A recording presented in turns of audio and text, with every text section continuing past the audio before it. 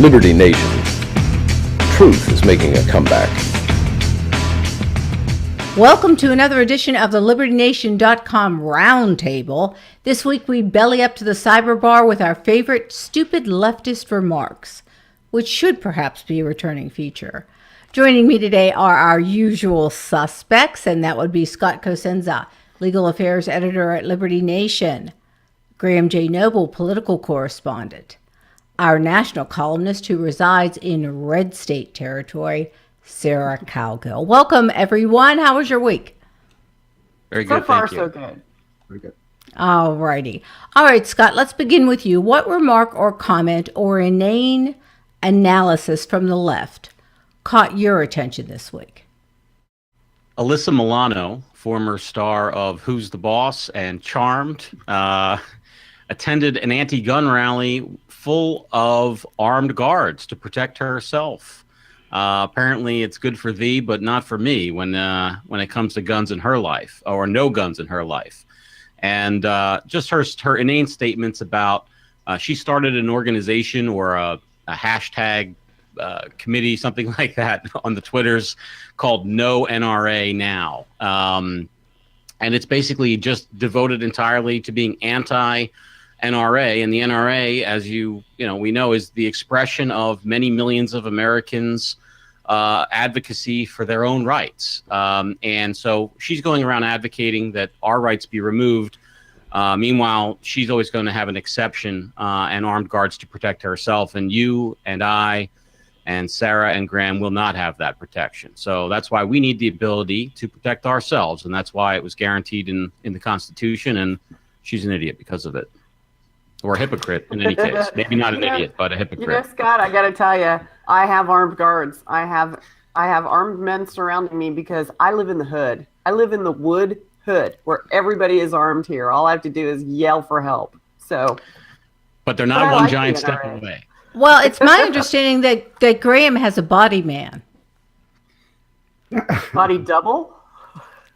No, a body man. That's the guy that... Okay, Scott, explain to them what a body man is. Well, the body man is the guy who carries your Tic Tacs and that sort of thing. Reggie Love was the famous body man for President Obama. I don't know if they talked about President Trump's body man, but he just travels with the president at all times and sort of his like personal valet or aide de camp. Well, and also is your protector and keeps the proletariat away from you. Meantime, on that same subject, Scott, is anybody familiar with the granny got a gun in Philadelphia and used it? I read your story. Yeah. All right, so that was one caveat I wanted to add about that story, and perhaps this is not the appropriate venue, but I will say it. As a firearms instructor, as a person who's licensed to carry firearms and practice law in Pennsylvania, I would say that you don't want to shoot somebody who's running away from you because you may get in a lot of trouble. So if they're coming at you, perhaps that's an appropriate response, but it's almost never the appropriate response if they happen to be running away from you at the time. So. Okay, well, just quickly, for those that don't know the story, 70-year-old grandma heard somebody breaking glass. She yelled. They still came in. They were very brazen. So she got her firearm out and shot once, shot twice. Yeah, hit him up pretty bad. Yeah, chased him down. You will not hear this story on the MSM. All right, Sarah, you are up at the plate. Time to swing the bat. Okay, well, it's just a plethora of stupid things that go on daily. I mean, how can you rank which one's the best? But Representative Sheila Jackson has been questioning Diamond and Silk lately about what they knew, when they knew it, when Facebook went after him, and she couldn't get her date straight. And Diamond and Silk are pretty good under pressure. And so as she was questioning them about if Facebook had contacted them through Twitter, what day that was. And it was a toss-up between May 11th and May 12th, which they admitted that, yes, we talked to them on May 12th. Well, they were on a television show on May 11th and had said, no, we haven't been contacted. And Representative Jackson could not fathom the difference. She kept referring to the 11th and calling them liars, basically. And Diamond and Silk were getting a little too frustrated, and they finally had to shut her down and, tell her that 11 always comes before 12, no matter what, no matter if it's TV or Facebook. Well, what a shock that we have an inane comment from Sheila Jackson Lee. Reading, writing, and arithmetic are not her strong suits. Yeah. All right, I'll go next. The remark from the left that really got my goat this week was from our dear friend Joe Scarborough this week. On MSDNC's Morning Joke, old Joe and his satrap Mike Barnacle waxed about Rudy Giuliani's drinking problem, essentially saying the former mayor is a drunk.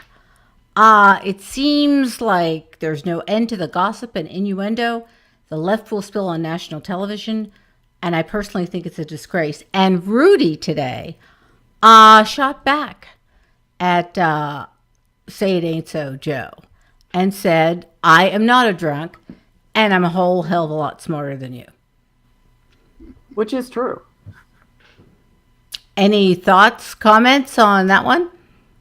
I love the former mayor. I love that guy. And I watch as the media throws anything and everything, whether it's true, whether it's made up. Television shows are doing the same thing.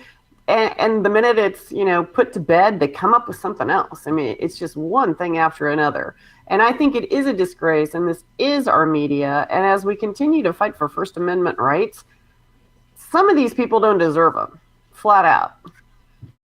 Well, deserve or not, I hope that we respect them. And I could just say, Lisa, that there's so many great reasons to criticize Rudy Giuliani that have nothing to do with his personal alcohol consumption. And it takes somebody who is not capable of reading past the first letter of a headline to just focus on that. It's like focusing on Hillary Clinton's cankles. Sure, they're gross, but she's given us so much else to hate her for. So all right, last week we got into Native Americans. This week we're into cankles. Whoa. All right, Graham, what had you running to the bar for a drink this week? Well, this was an interesting little assignment for this week's show of ours.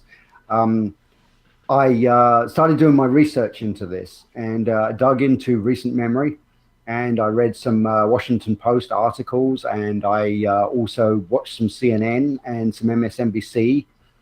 And at that point, I took the gun out of my mouth and I got out the laptop, and I started listing all of the stupid things that I've heard leftists say. Now, at that point, after a few hours or so, I filled up my hard drive. So I then went on to a little road trip going up to Hillary Clinton's house because I'd arranged to borrow a freshly wiped server so I had more storage space. And then Bleach bit. On the way, that's right. Yeah, yes, it was with a cloth. That server. She promised me it was. Yeah. So anyway, I'm on the way up there, and I stopped off at Starbucks to have a cup of coffee and to watch the customary throwing out of black people.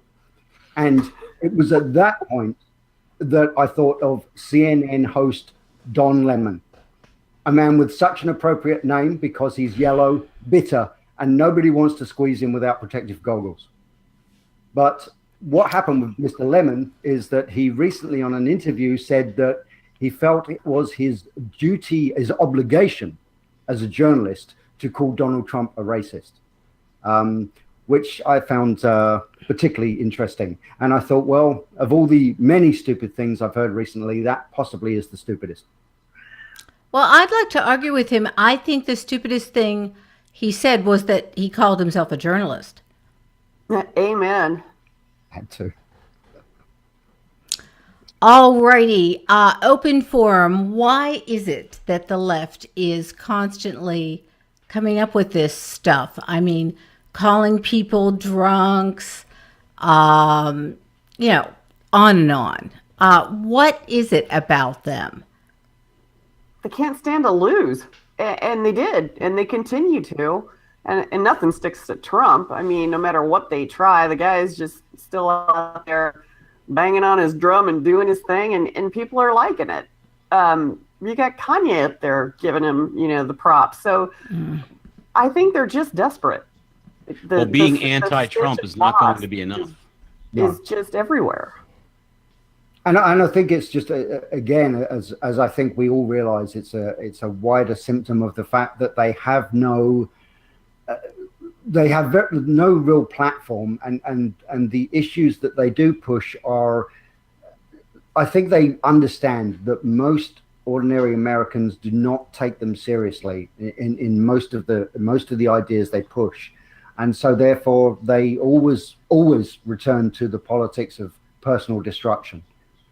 Because I guess they just think it distracts everybody, and I guess they think that perhaps it was because they feel, well, Hillary lost the election, and they probably accept the fact that one of the reasons why she lost was that she is just so unbelievably unpleasant as a human being, that I guess they think, well, if we just make our opponents out to seem despicable human beings, then they'll lose the election as well.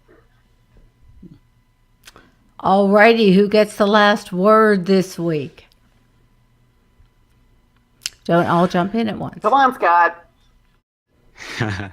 Well, we're all capable of, and I had issued it ad hominem against Hillary Clinton, but I do think it's lowbrow, and I'm happy to have a debate about the facts and about real ideas, and I think that we should all aspire to keeping it at that level. But for some reason, Trump just brings it out. It's this Trump derangement syndrome. It just brings it out of him in a way that is nuts. And when you perceive the world as this collection of not sort of, that if you're black, you get a pass. If you're whatever, you get a pass. And if you're a white rich guy like Trump, then you're subject to these other this other standard that just that seems to yield this result. And also perhaps it's effective with some measure of the base that, it's sort of like an easy well for them to go to. Trump's an idiot. And in fact, Tim Donner wrote a good piece this week. Was it called The Grassy Knoll? Oh, and it's awesome. talking about how ridiculous it is that there's this idea that Trump is at once a dunce and a buffoon and a Machiavellian kind of genius on another level. You can't have it both ways. Well, he's a stable genius. Well, actually, I think I'm going to take the last word, because I just want to say, what they say about Trump over and over and over is that he is crude, lewd, and rude. And it seems to be a situation of psychological projection. That is, they are crude, lewd, and rude. I mean, calling somebody a drunk, and Sheila Jackson Lee, and, Don Lemon. I get the sense that, I don't know if Donald Trump has given them the permission concept to be lewd, rude, and crude, or they just are. Any thoughts on that? Well, I just hope that the Attorney General of New York takes a good look at this. All righty. Well, on that note, thanks for joining us. And remember to subscribe to LibertyNation.com's YouTube channel. Feel free to comment. Also, don't forget to use Liberty Nation's new audio feature so you don't miss your dose of truth and facts, no matter how busy you are. Now you can get narrated versions of all our top stories, and Sarah is going to be joining us in that category pretty soon, simply by playing the SoundCloud or the Play in Browser tab in the Listen to the News section of our website. At LibertyNation.com, the truth is always just 2 clicks away. For Sarah, Scott, and Graham, I'm Lisa K. Donner, and this has been another LNTV Roundtable brought to you by LibertyNation.com, where truth is making a comeback. Liberty Nation. News and commentary, minus the propaganda. LibertyNation.com.